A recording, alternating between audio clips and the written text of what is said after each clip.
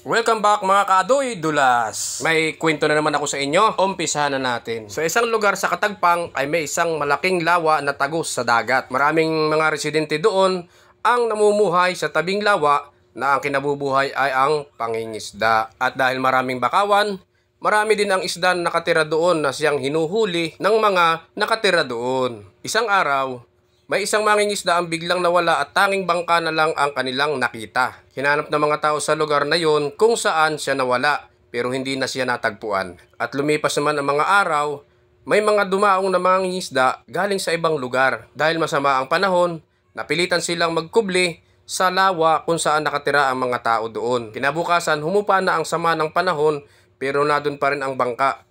Pero wala na ang 6 na tao na sakay ng bangka. Naghanap ang mga tao sa lugar na yon pero wala silang makita ni anuman o mga katawan ng tao. Hanggang sa lumipas ang maraming araw, may mag-amang mangingisda ang may nakita sa bakawan. Isa itong napakalaking buwaya na busog at natutulog sa silong ng mga bakawan. Dali-dali namang umalis ang mag-ama sa lugar kung saan nila nakita ang buwaya. Ikinuwento niya sa mga kasama niya ang buwaya na kanilang nakita. Napakalaki ng buwaya at sa tansya ng nakakita at sa wari niya ay kasintaas ng tao kapag nakadapa ang buwaya.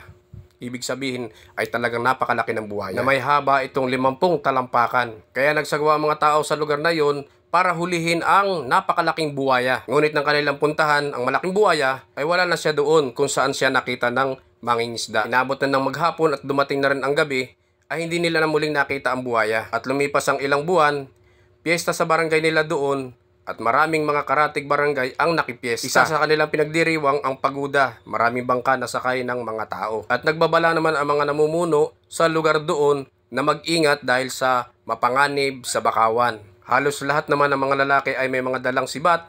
Kung sakaling makita nila ang buwaya at ito ay umatake sa kanila, meron silang pananggalang. Nagsasaya ang mga tao nang biglang lumubog ang isang bangka na may mga sakay na 15 tao. Kitang-kita nila ang pagsalakay ng napakalaking buwaya na noon lang sila nakakita ng ganung kalaking buwaya. At kitang-kita din nila kung paano kainin ng buwaya ang mga taong sakay ng lumubog na bangka. Agad naman pinaikutan ng mga kalalakihang may dalang sibat pero mabilis din itong umalis at nawala sa kanilang paningin.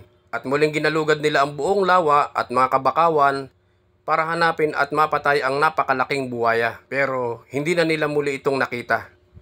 Bumalik sila sa kanilang lugar para pag-aralan kung paano nila mahuli ang buwaya. Sa ngayon, busog pa ang buwaya at hindi pa itong muling aatake o manginginain pa. Nagpalipas lang sila ng mga ilang linggo at gumawa ng malaking trap ang mga tao para mahuli ang buwaya. Nilagyan nila ng isang buhay na kambing. Madalas makita nila ang buwaya sa may bakawan kaya doon nila inilagay ang malaking trap na nakatali sa mga bakawan. Lumipas naman ang maghapon at inabot na ng gabi ay walang buwaya na nagpakita kaya nagpasya silang umuwi na. Kinabukasan, muling binalikan nila ang kanilang ginawang trap at malayo pa lang sila ay rinig na nila ang malakas na hampas sa mga kahoy na ginawa nilang bitag o trap. Ang malaking buwaya nga ang nasa loob ng kanilang ginawang trap. Pero hindi madali ang paghuli sa buwaya.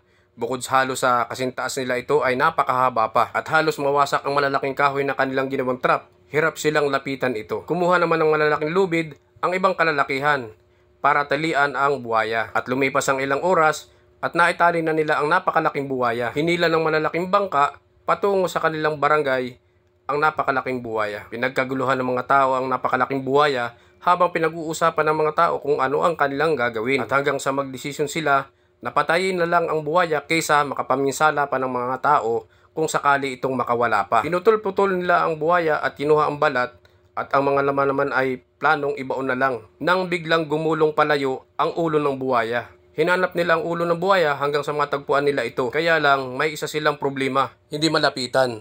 Kaya pala hindi malapitan ang ulo ng buwaya ay nandudura. Adoy, dulas. At bago kayo mainis sa akin at magalit, may tanong muna ako sa inyo.